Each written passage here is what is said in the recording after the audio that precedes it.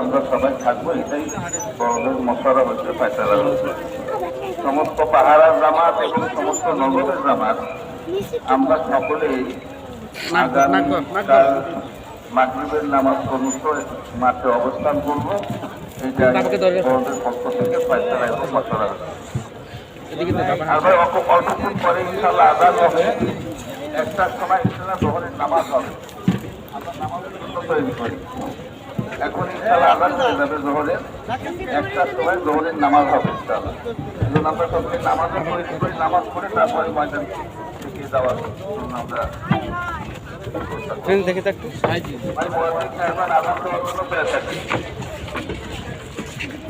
ভাই মুয়াজ্জিন সাহেবান আযান দেওয়ার জন্য পেয়ে থাকে। মহিলারা আবার সমস্ত পাহাড় এবং সমস্ত নগরের দ্বারা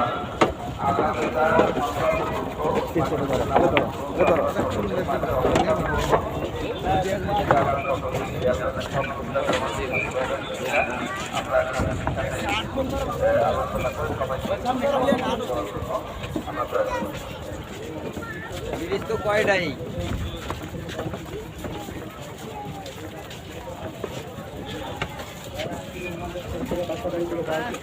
ঠিক আছে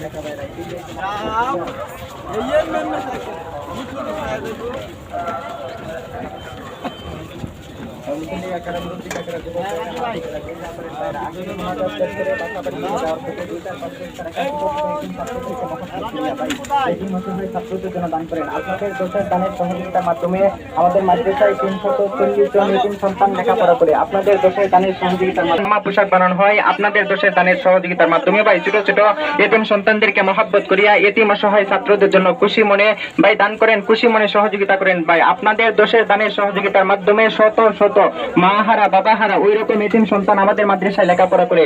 আপনাদের দোষের দানের সহযোগিতার মাধ্যমে আলহামদুলিল্লাহ দ্বিতীয় পর্বের ইস্তেমার মোনাজাতে শেষ হলো। জনসমুদ্রে